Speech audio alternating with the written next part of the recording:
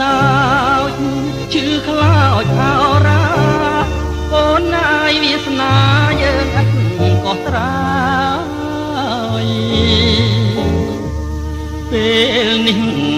អូនស្លាប់ចោលបងទៅហើយគ្មានសង្ឃឹមឡើយបានជួបមុខគ្នា